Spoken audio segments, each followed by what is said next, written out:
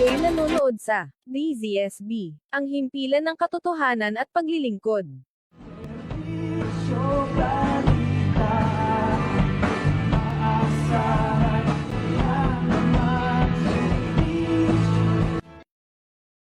Welcome to my program, Point of View, and I'm your host, RJ Salgado. Join me in the next hour or more as we dig deeper into the issues behind the news, from police accomplishments to the political arenas, from national issues down to local events. We'll get to know our leaders, what they have accomplished, and what their future plans are. And if needed, we'll call out the personalities who need to answer inquiries about various concerns of the people who are asking for accountability, transparency, and performance. On our program, we shall also try to provide assistance in any way possible to our valued viewers who are in need of adequate public service, from legal advice to medical assistance.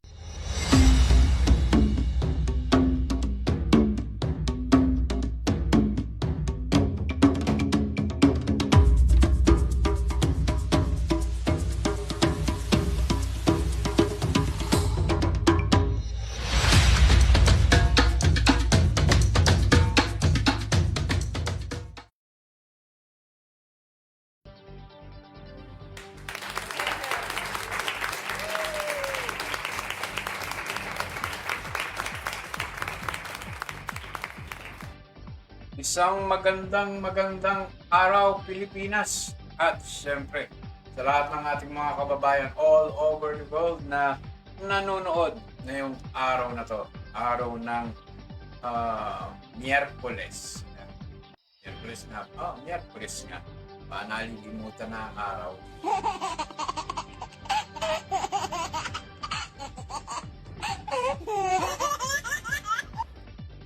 Anyway, tayo may pag-uusapan ngayong araw na to.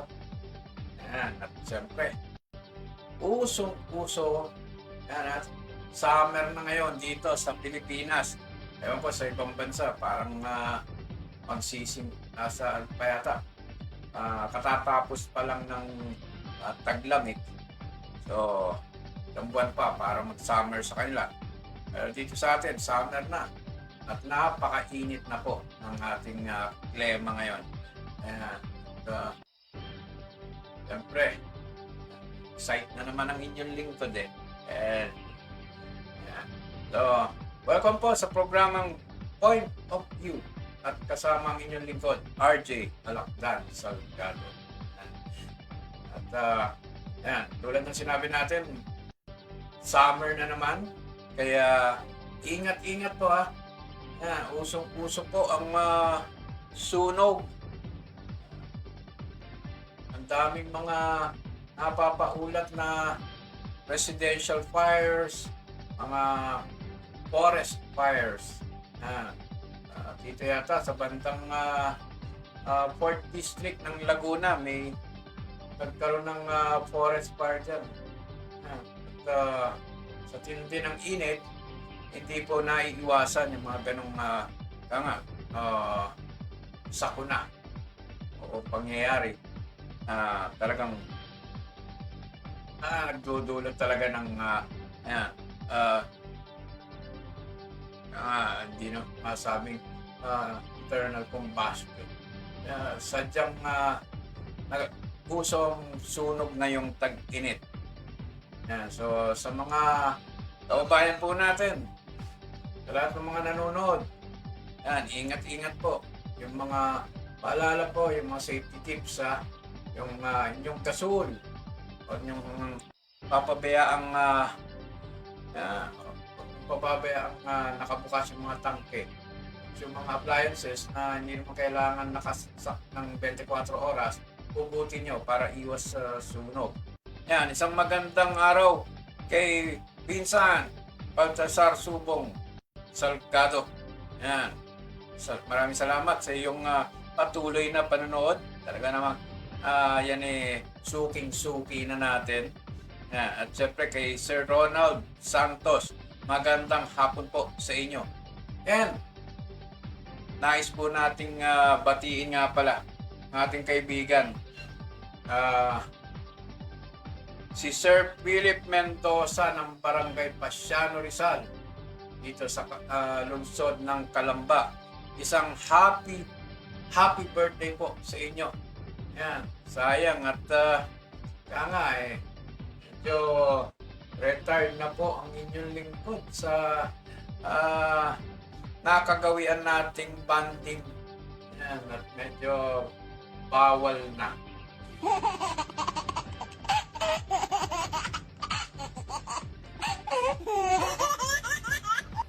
Kailangan natin magpahaba pa ng buhay at marami pa tayong tutulungan. Ayan. At ayan, kung di man makapunta sa iyong birthday celebration, ito'y tanggapin mo dahil ito'y mula sa ating puso.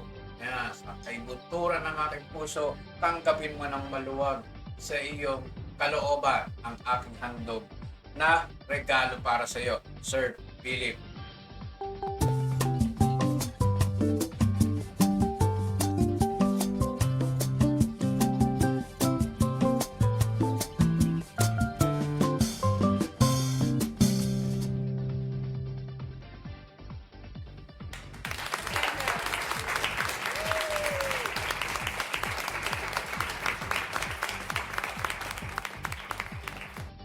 Okay, so sa katulad ng sinabi po natin, dahil summer ngayon, usong-uso ang sunog. So, ingat-ingat po. Ngayon, dahil panahon ng krisis, ewan ko ba naman, panahon ng krisis ngayon, ang daming mga kababayan natin, mga naghihirap, mga hindi lang kalooban ang naghihirap, pati kaisipan, dahil sa sobrang taas ng presyo ng bilihin. Sabi nga nila, nagre-request daw ang anong transport group yun, nais magtaas ng 10 piso raw sa minimum. Gagawing 23 pesos na raw ang minimum. Pa naman, although naawa rin kami sa inyo, alam naman namin na nahihirapan kayo, hindi naman kaya napagaan ng inyong sitwasyon, pinahirapan niya naman ang inyong mananakay. Aba naman, maging patas lang tayo. Huwag naman 10 piso. Gawin na kahit mga 3 piso man lang o 5 piso ang pagdagdag sa minimum. Medyo makatarungan. Ang gusto niyo palagi, ito totoo lang. Kayong mga nasa kayong mga lalo na yung nasa hanay ng mga namamasada ng jeep. Daig nyo pa, ewan ko mind my language, pero daig nyo pa buhaya. Sa totoo lang.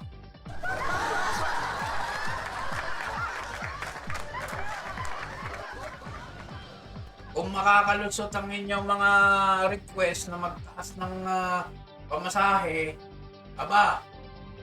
wala kayong pinagkaiba sa mga oil companies niyan. Kung magtaas, inam. Pero pag naman bumaba, hindi nyo naman binababa ang inyong pasahe. Wala. Tapos ngayon gusto nyo 10 piso. Pa naman. Gandang hapon sa ating kasama sa hanap buhay, si Miss Laarni Mazinas. Napakasipag ng kasama natin yan. Pero dating ang kuratsa yan Ang babae walang pahinga.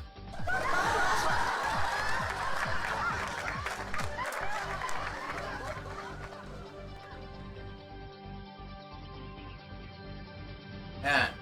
Mga transport groups natin, lalo na mga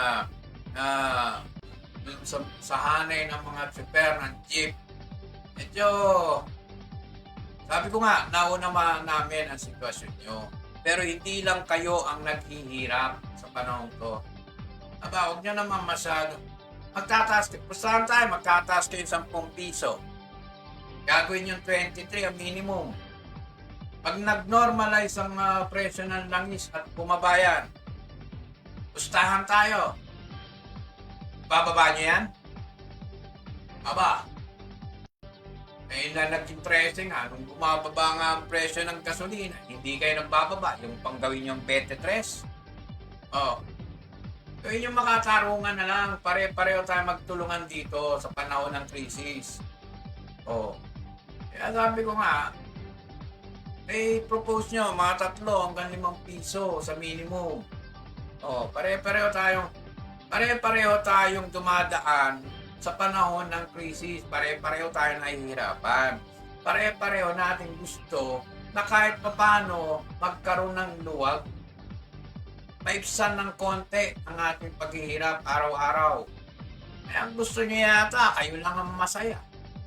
Sumana na kayo naman ng inyong pahihirapan. Panawagan lang dun sa mga jeepney driver association na yan, konting lang. Totoo lang, medyo sasabihin nyo, tagal nyo na nung bago pa kayo nagtaas ng pasahe. Hindi, yung iba nga, hindi na nga dumaan sa taripa, nagpapagtaas kayo ng pasahe nyo hindi na walang pinansin at kahit paano, tulong na namin yun ang bilang mga mananakay. Yung konting may dagdag nyo sa sisingilin nyo, mga piso, 2 piso, okay na yun. Tarungan na yun. Pero yung panahon ngayon, panahon ng krisis, konting puso, ayaw naman natin, konting lang, pakisamahan ba? Kung tayo'y nasa krisis, pare-pareho natin pagdaanan ng krisis, pare-pareho natin paglabanan ng krisis, pare-pareho natin lampasan ng krisis nang walang inaagrabyado o hindi tayo nanlalamang. Nilalamangan na nga tayo ng mga lintik na may-ari ng mga gasolinahan. Kaya kung tutusin, ewan ko yung petrol dapat may mas mababa ang petrol kahit paano dahil meron tayong processing plant, oil manufacturing plant dito sa Bataan. Tayo na gumagawa ng sarili nating gasolina, diesel, kerosene at LPG. Siguro naman dapat nga hindi ganun ka buhaya itong mga oil companies na to. Dapat i-repaso na yung oil deregulation law. Yan. Saka ito si Mr. Batman, wag ka paharang-harang dyan. Paharang-harang ka pa ng pag-alis ng bat.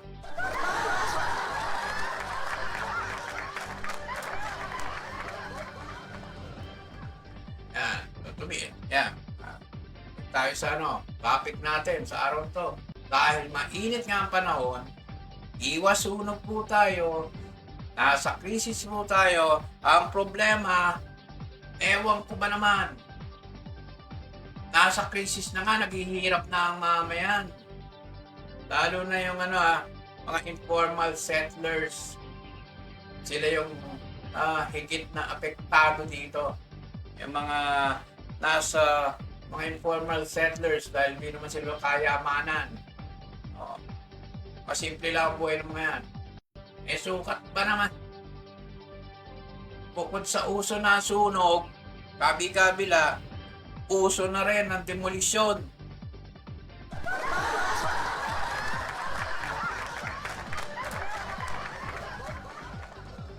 Nasa social media yan.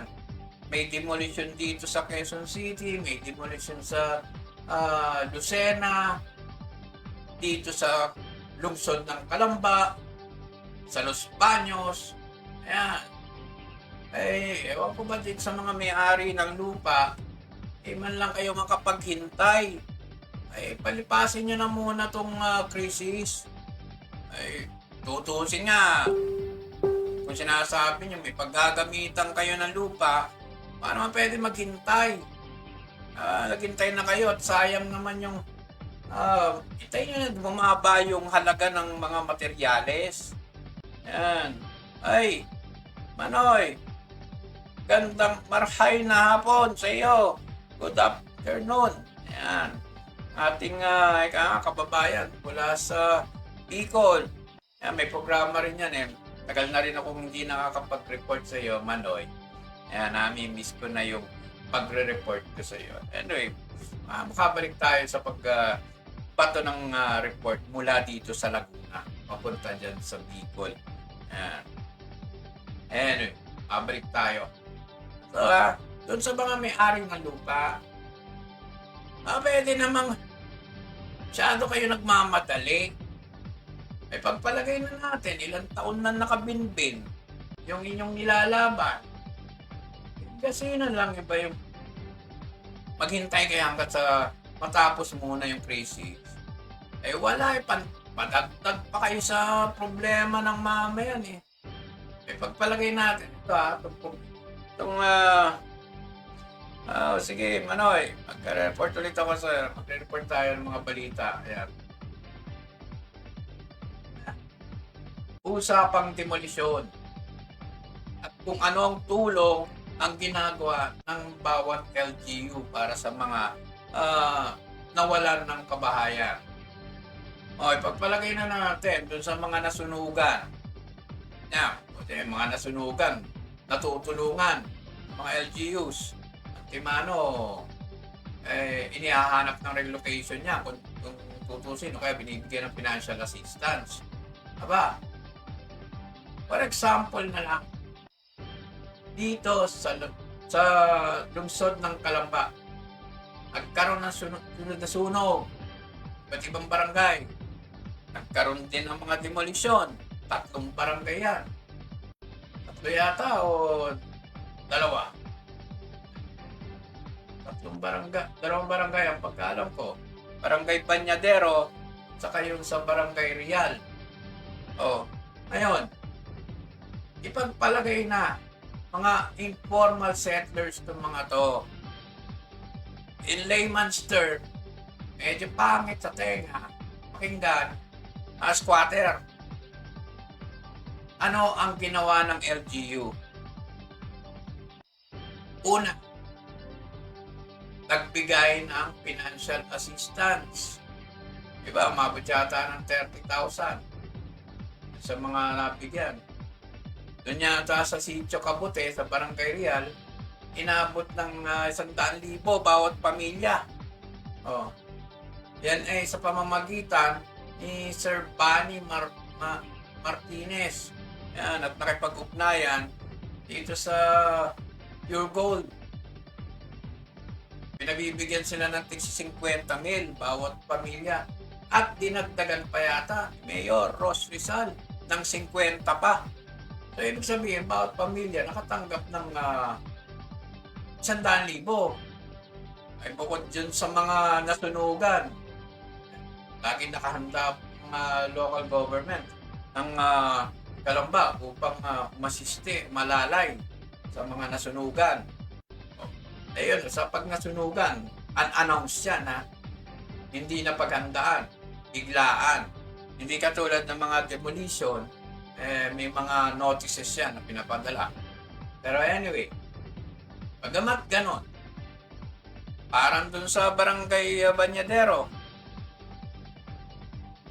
tinulungan din ni Mayor Rizal. Bawat pamilya, pinagbibigyan yata ng 10,000. Tumulong rin ang barangay sa kanilang kahit paano munting kapasidad. Naglaan din sila ng tig-5,000 bawat pamilya. Bukod pa dun sa mga bags ng semento na pinauna na doon sa mga naalisan ng bahay. Ngayon, ang pinag-uusapan natin dito, ito yung tulong o nakaalalay ang pamahalaan lungsod sa mga nadi-displace o nawawalan ng mga bahay dahil sa demolition. Paano naman yung sa Los Baños? Yan.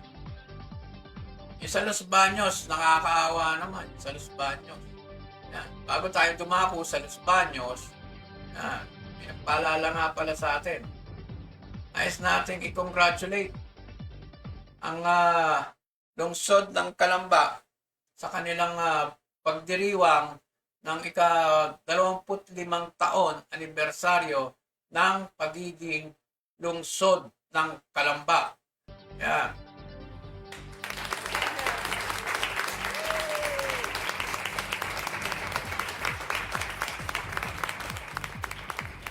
Baka sabihin, nakalimutan ko. Mabalik tayo sa Los Baños. Nagkaroon ng, just recently, nagkaroon ng demolition dyan. Sa Purok 6B, dyan sa Barangay Bambang, balita natin na may mga nagkasakitan, nagkahipuan.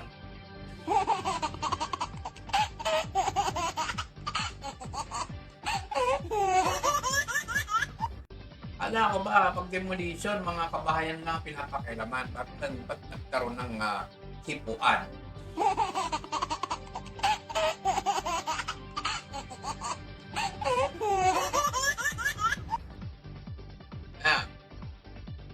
May mga sentimiento sa kanilang LGU, itong mga taga Purok 6B. Dahil di umano, ay hindi raw sila binigyan ng palugit. Yan wala tayong kinakampihan. Hindi naman tayo kapareho nung mga kaliwa dyan. Isang side lang ang pinag-uusapan. Ewan ko, ginagawa pa yata ng recruitment. Ginagawang rason para makapag-recruit.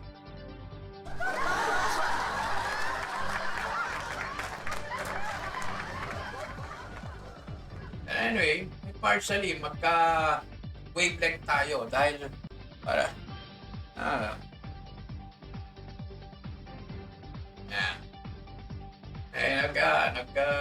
nag-comment ang ating pinsan.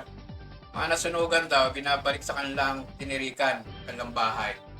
Problema dito sa mga nangyari dito sa Calamba, hindi rin kanilang bahay. Karamihan, informal settlers din. Yan, bagamat matagal nang tira, walang sariling lupa. Yan lang. Pero bagamat ganun nakita natin yung suporta ng LGU. Balik tayo dito sa Los Baños. May hinaing. Ang isa dito sa mga leader ng Purok 6B. At gusto kong mapakinggan nyo ang kanyang naging pahayag sa amin ng aming na-interview ang taong to. May mga na-stroke, nandoon pa po. Yung mga nagme-maintenance, andun po. Yung naputulan ng kamay, andun po sa lugar namin, 3495. Ayun pa po ang isasabihin nyo sa amin, mga guard, binastos na nila kami sa pamamagitan ng pagdidemo. Binastos para nila ang kababaihan namin. Napakasakit po para sa amin to. Wala man lang po kami makuhang hustisya. Nasaan po ba ang hustisya dito sa Pilipinas? Illegal demolition nila, illegal. Tapos I'm sorry.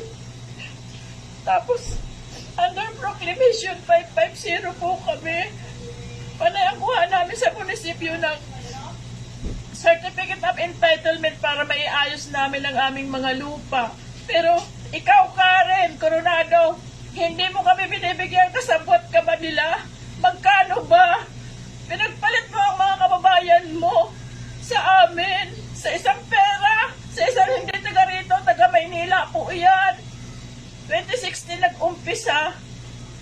Ngayon, anong petsa ngayon? Kanya na lahat ang lupang iyan, samantala kami humihingi kami ng tulong sa inyo, hindi nyo po kami tinutulungan. Diyan po sa LGU, mananagot kayo, hindi po kami titigil. Ngayon po kahapon sinasaran ang daan namin. Kakausapin namin siya sa munisipyo, tinaguan niya kami. Bakit Mayor? Bakit nyo kami tinaguan? Bakit hindi nyo kami tinutulungan? Right of way.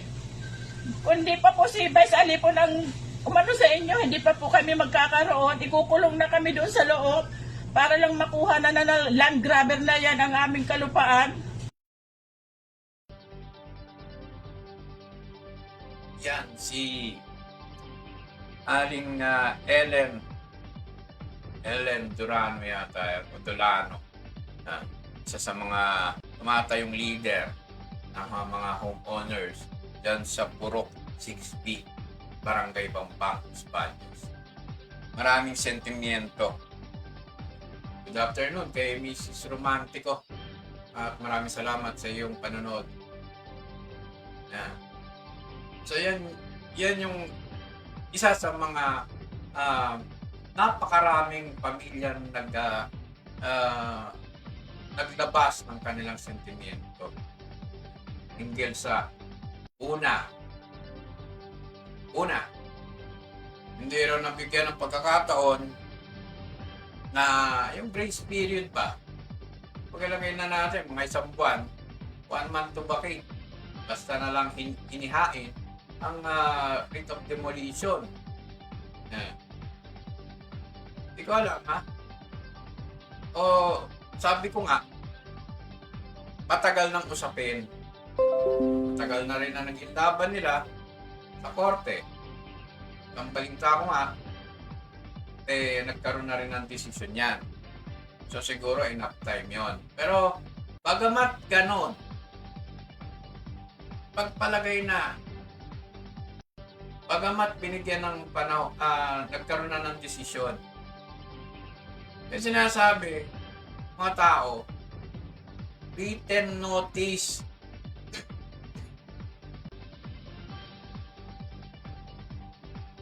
Mabuti pa, Meralco, pag magpuputol ng kontador, may notice of disconnection. Eto, hindi kuryente, tatanggalin buong bahay. Wala man lang kayo pinareceive na notice of evacuation o notice of demolition. Yan ang hinaing ng mga tao. Bigla-bigla na lang sumugod. Yung nagpapakilalang may-ari, ang kanilang tinitirikan, at yung mga demolition squad. Ano ang sentimiento? Ang sentimiento dito, bagamat sabihin na natin, dun sa mga hindi naman natin sinasabing mga informal settlers to mga to, dahil meron silang inaasikasong papeles o para mapatituluhan. Tangan nga lang, talagang kapag may pera, inauunahan.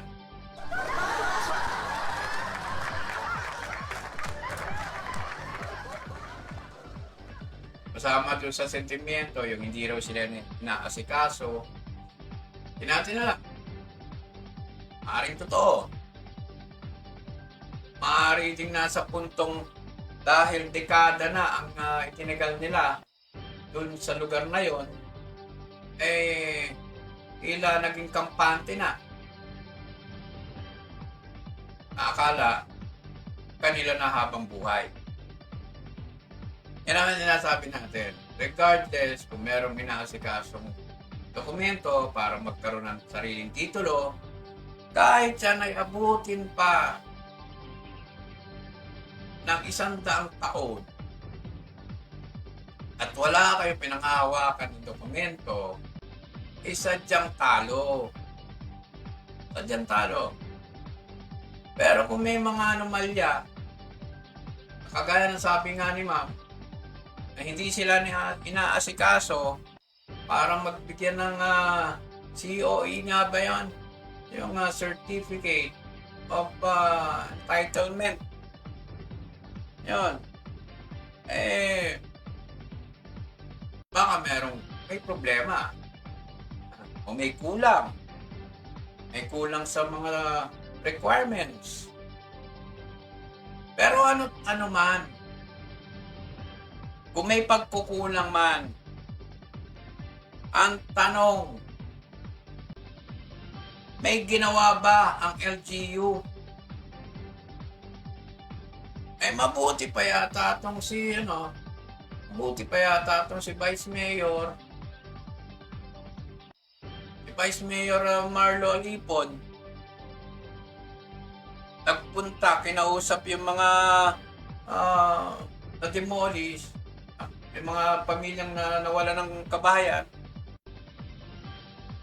Naghatid pa ng tulong, nagpapakain doon sa ginawang temporary shelter o relocation o evacuation site. Ang tanong, nasaan si Mayor Nocon? Na siyang dapat bilang ama ng bayan. Siya yung nangungunang nandoon. Sabi nga, bagamat yan ay meron ng legal na usapin, legal na dokumento, hindi pa rin maaalis na isulong ang RA 7279 o yung batas na nagsasabi na hanggat walang relocation site sa mga i-demolish, hanggat maaari, wag munang i-demolish. Baka pwedeng ipagpaliban muna, i-delay. Katulad ng mga nasa PNR, yung mga tabing riles. Bakit yung iba hindi pa mapaalis? Dahil wala pa nga relocation site. Inaayos pa sa NHA yung kanilang mga paglilipatan. Walang pinagkaiba yan sa mga ganyang pribadong lupa. Hindi dapat pinababayaan ng mga LGU. Ang gagaling nyo kapag mag-eleksyon. Ang gagaling nyo kapag magkakampanyahan. Kung todo, kulang na lang lumuhod kayo sa harapan ng mga yan para makuha boto nila. Mayor Nocon, hindi lingid sa kaalaman ng mga taga Los Baños. Yung pagiging malapit mo kay Speaker, para tayong si Jinky Luistro.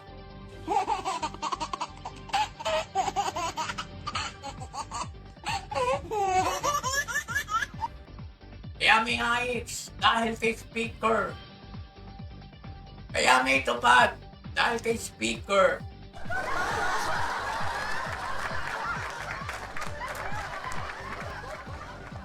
Sa totoo lang, nasaan ba si Sir Noah, yung kapatid niyo? Tao ni Romualdez, di ba? Kung nung panahon ng kampanya, nung isinusulong nyo yung party list ng Tingog at kung mamahagi kayo ng libo-libong piso sa bawat pamilya, hindi ko alam kung 3,000 yata o 5,000 bawat pamilya sa buong Los Baños. Eto sa panahon ng krisis, biglaan. Nasa 100 pamilya lang. Bilang ama ng bayan, hindi mo man lang maungot. Hindi mo man lang maiungot. Speaker, pwede natin tulungan itong mga kababayan ko. Mga na-demoli. Di ba pwedeng gawin yon? Unang-una, kaya nako-compare tuloy. Mabuti pa ang LGU ng Calamba. Hindi pinapalipas ang 24 oras. Nakaalalay na sa mga may demolition order. Samantalang kayo, napakalapit nyo na kay dating speaker, di nyo maiingot kahit 5,000 piso, o wag ng financial eh.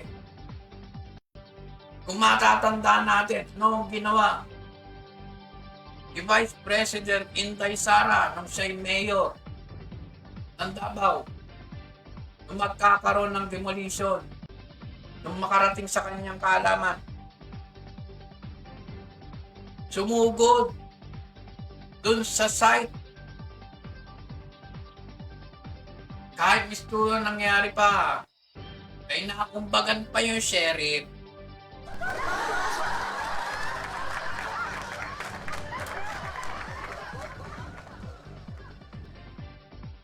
Eh, ba't nagkaganon?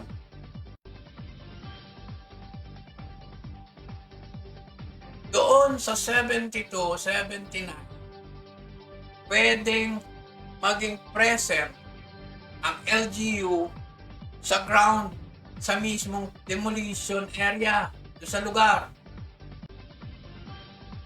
Kung hindi talaga pwede na mapigilan, at least magkaroon ng delay.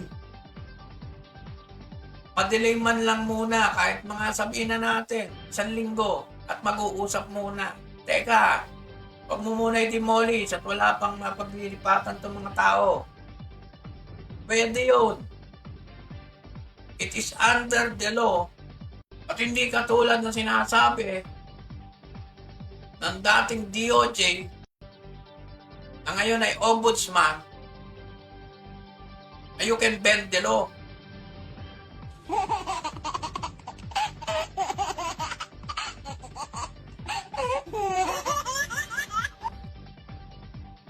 Nasa batas na pwedeng makialam, pwedeng tumulong ang mga LGUs, makipag-usap dun sa kabilang panig.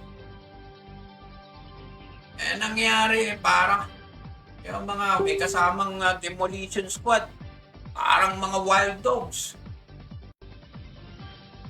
Kulang na lang, kayo kaya padala sa bagay kayo, padala kayo dun sa sa Iran, sa Lebanon, doon kayo manggiba.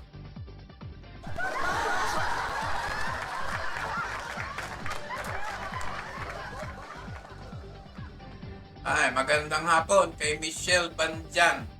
Yan, kasama natin sa Hanap Buhay. Isang magandang hapon sa iyo.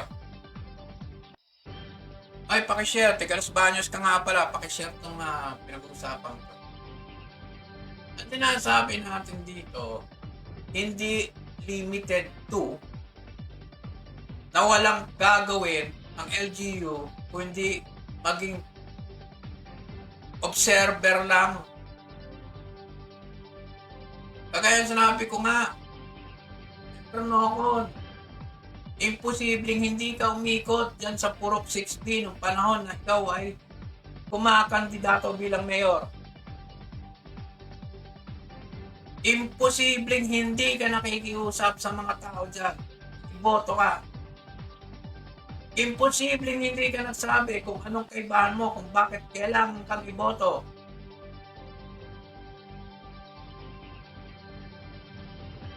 And true to their words, siguro, marahil, hindi man 100%,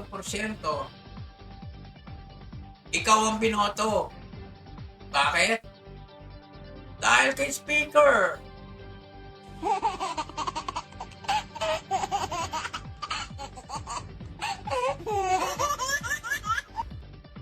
Kasama sila. Doon sa libo-libong mga pamilya, pinatatawag upang mamahagi ng tupad AIX pamamagitan ng Tingog Party List. Eh, ang alam ko, second seat yata dyan, asawa ni Speaker.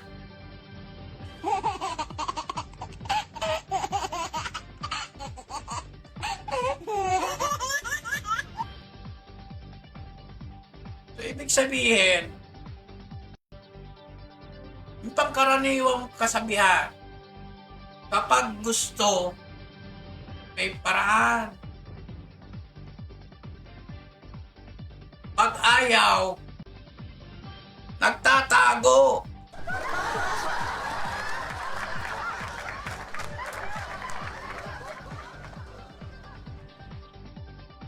Hindi na nagtago siguro.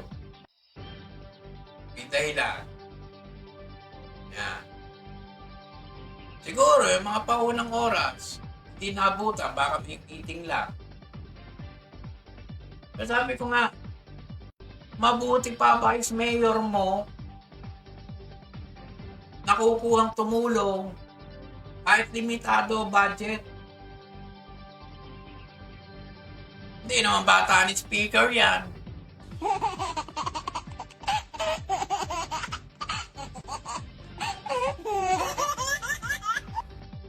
Ang sinasabi natin dito, bilang ama ng bayan, you can do everything, almost anything, para makatulong. Hindi mo naman sinabing huwag paalisin yung mga tao eh. Hindi naman para baliwalain yung court order. Ang sa kanila lang siguro mabigyan pa ng tapat na panahon para makapaglipat o kung may inaasikasong mga dokumento, mabigyan sila ng sapat na panahon. Pero sinasabi nga natin, kung may sapat na panahon, eto, pakinggan natin yung naging isa sa mga tumulong din sa mga to. Itinulog ng mga taong to sa sanggunian.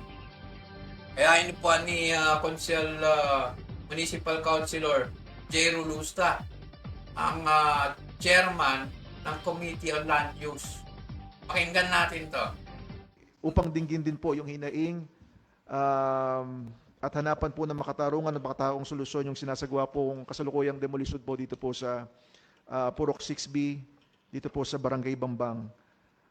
Bilang chairman po ng Committee on Land Use, malinaw po sa atin na ang usapin po ng lupa at paninirahan ay hindi lamang po technical o legal na bagay. Ito po ay usapin ng buhay, dignidad at kinabukasan po ng ating mga kababayan. Ang bawat tahanang maapektuhan po ay mayroong sari-sariling kwento, mayroong pong pamilya at may karapatang maprotektahan po laban sa anumang anyo ng pang-aabuso o kawalang konsiderasyon. So, yun po, nakaka-dismay lang po dahil pinaghirapan po namin yun nung bata po kami hanggang sa lumaki kami, yung mga bahay namin po. Ngayon, ang problema po namin ngayon is yung relocation po namin. Nung 2024 nga po, nabanggit nyo, kasama po yan sa napag-usapan eh. Nung nag-conference po tayo nung 2024 po. Kasama po yan sa napag-usapan. Pero lumalabas po ngayon, wala nang ganung mga batas. Nagwelga po kami sa crossing, nagwelga rin po kami dito sa harapan upang makausap po ang ating mahal na mayor. Pero hindi po, so sad to say po, hindi po kami napagbigyan. Noong March 12, 2024, nandun ako yung notice to vacate. At ito na yung inuutos na ho ng RTC, Branch 35. Tama po, Pangulo, no? Branch 35, yung demolition po doon sa Purok 6B ng Bambang. So, marami ho dito. May mga motion na ni-raise. Ano po? Kaya lang yung ilan dito, karamihan talagang denied po yung motion for reconsideration natin. Ano po? It was moved by the Honorable Municipal Councilor Mico Pellegrina to approve a resolution addressed to the Municipal Mayor, Honorable Mayor Neil Andrew Nocon, to direct the Municipal Urban and Development Housing Office to lead the preparation of the master list of Purok 6B, Barangay Bambang beneficiaries who have been affected of the demolition, rate of demolition, civil case number 2684, Bambang Land Corporation versus Adriano Millares, Aida Padilla et al. And to coordinate with the Municipal Social Welfare and Development Office, the Sangguniang Barangay of Barangay Bambang, and the Purok 6B Bambang Homeowners Association. Duly seconded by the Honorable Benny Alborida and Councilor Aldous Perez. The said motion is hereby approved at the committee level.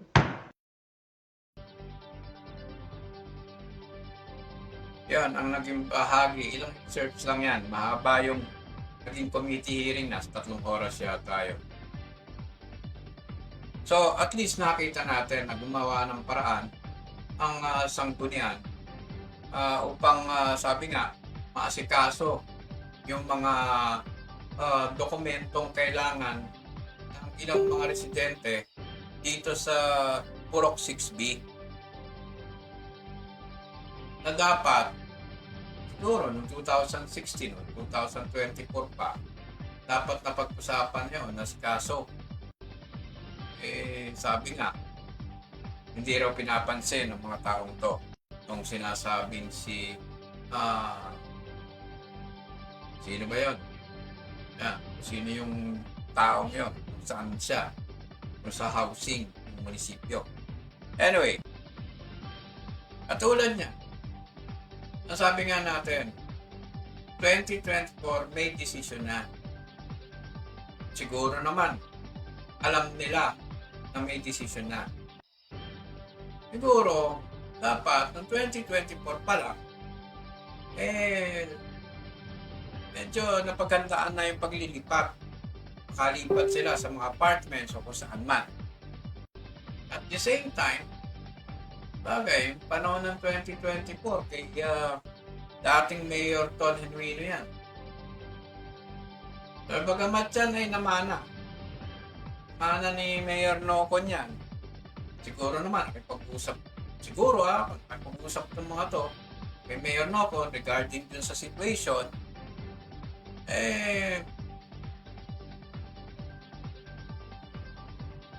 hindi na siguro aabot sa ganito ang sitwasyon.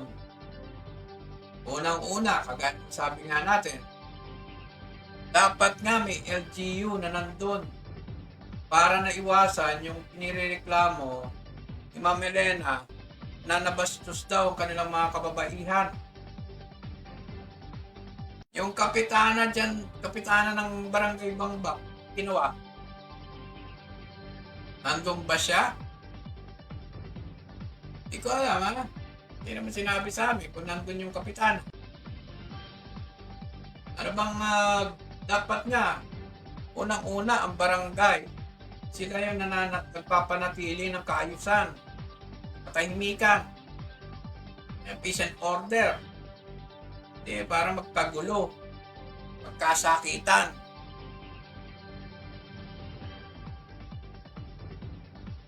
Yan ang sinasabi natin.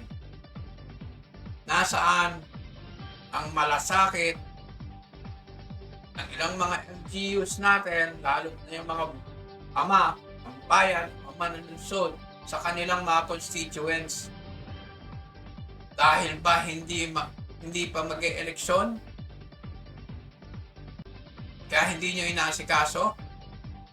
Daig na daig talaga kayo nito ni Mayor Roswison ng lungsod ng Kalamba. Maaga. Handang tumulong. Kahit yung mga barangay officials, handang makipag-coordinate sa mga dapat kausapin. Kung wala pa nakahandang relocation site, kapero ni Kapitan Aris Hison, siya mismo naghahanap ng mga pwedeng mapaglipatan muna pansamantala o pamatagalan. Mga residenteng na-demolish, mapagtatayuan ng mga panibagong bahay. Kung hindi pa makakapag-avail ng housing, dahil meron naman housing project ang lungsod ng Kalamba. Pero sa akin, mas mabuti na yon na i-avail na nila yung housing project. At least mas secured pa sila. Mas panatag pa kalooban nila. Na hindi naman na malayo sa kabiasnan yung mga bagong housing projects ng lungsod ng Kalamba. Saka isa pa, mala-condominium pa ang itsura ng mga titirhan nila. Multi-level condominiums.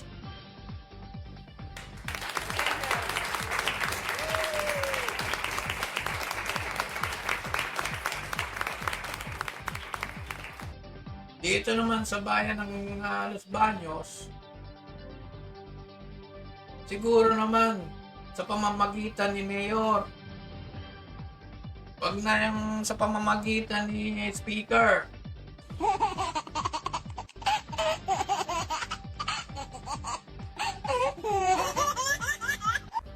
Sa pamamagitan ni Mayor. Di ba pwede ihanap na pansamantalang relocation site? Pero ang alam ko, merong municipal housing project, Los Baños. Pwede niya dong himukin, lumipat. Yan lang mga viewers, yan ang sinasabi natin. Bagamat may pagkukulang on the part ng mga informal settlers o undocumented. Wag lang informal undocumented settlers. Dahil hindi pa nailalabas yung kanilang mga certificate of entitlement. Naunahan lang talaga sila na may pera.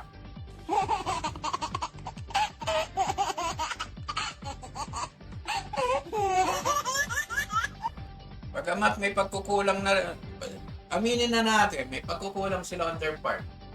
Hindi na pabayaan. Maging kampante. Kagaya na sabi nga natin, hanggat wala kang hinahawakan dokumento, kahit sandaan taong ka nakatira dyan, anumang oras, pwede kang i-demolish. Sayang lang yung pinagpaguran, sayang yung nagastos sa mga bahay na pinatayo. On the part naman ng mga negosyante, may-ari ng lupa, kagaya ng sinabi natin earlier, i-recap lang natin. Panahon ng krisis ngayon, ang galing nyong mag-timing. Naghihirap na nga mga tao, lalo nyo pang pinahirapan.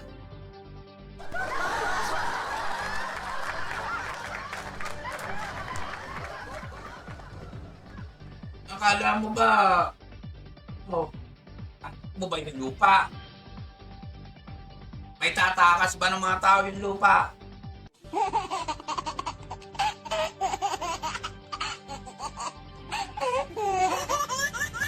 Di man lang hantayin na matapos muna yung krisis bago kayo magpadala, magpapirma kayo ng notice of demolition o evacuation, notice to vacate. Yung dokumento, yung pirmado para hindi sabi ng ganito, wala naman pinapadala wala na. Kung meron kayong receiving copy, eto pirmado nyo po. Binibigyan kayo ng 1 buwan para umalis na, maghanap. Sasabi na, hindi lang isang site. Pareho. Lahat ng sites dito, either may pagkukulang. Ngayon, kung ito may-ari ng lupa, nagpadala kayo ng notice to vacate the premises, 1 month, siguro naman may lalapit nila sa LGU, sa Mayor.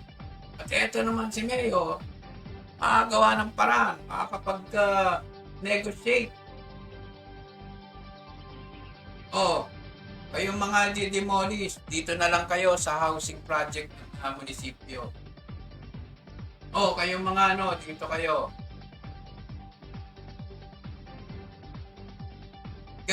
Ganon dapat ang pag-aalaga.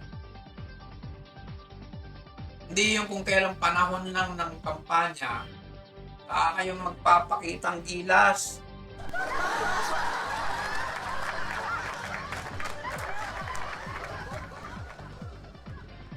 Paano ngayon yan? Ewan ko, kung may pera pa ang tingog, at si Speaker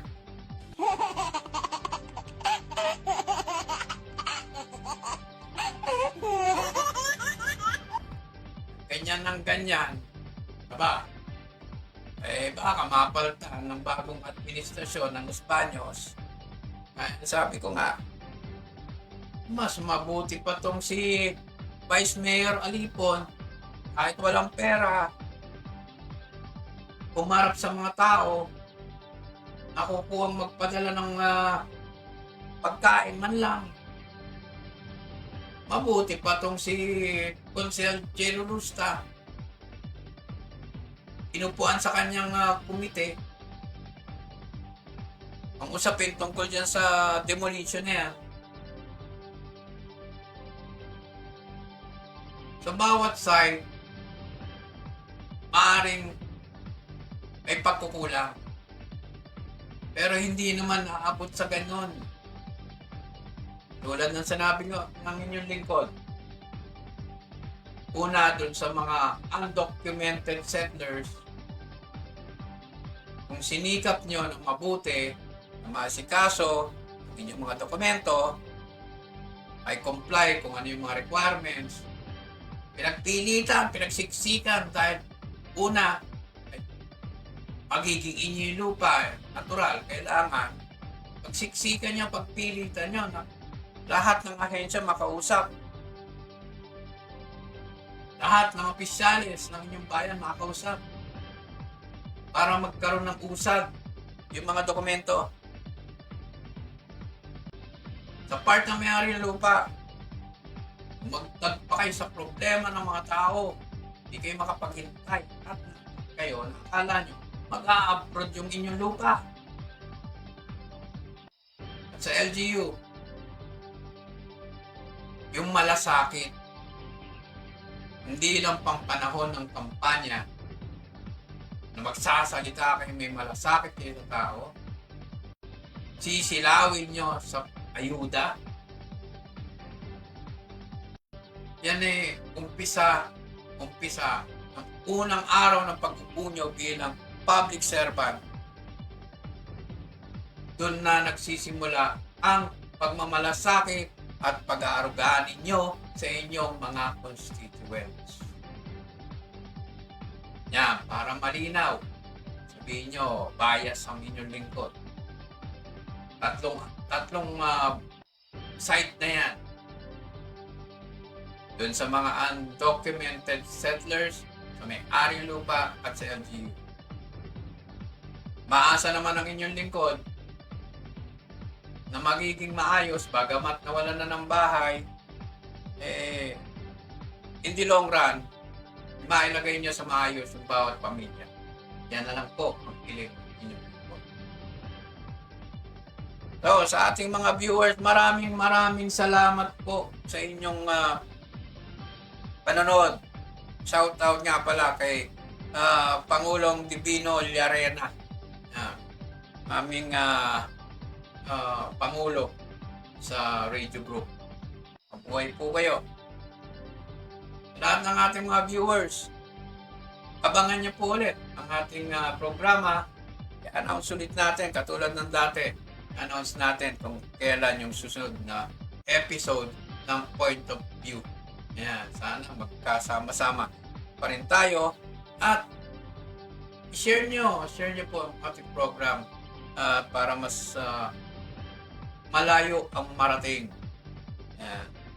Maraming salamat sa lahat ng mga sumusubaybay at nag-share. Kaya sa muli, lahat ng ating mga viewers, ito po ang programang Point of View at kasama nyo pa rin, nakasama nyo ang inyong lingkod, RJ Alacdan Salgado. Bumabati sa inyo isang napakagandang hapon, bagamat mainit, ay manatili po tayong masaya at ligtas. Maraming salamat po sa inyong lahat. Mabuhay po! Kayo'y nanonood sa DZSB, ang himpilan ng katotohanan at paglilingkod.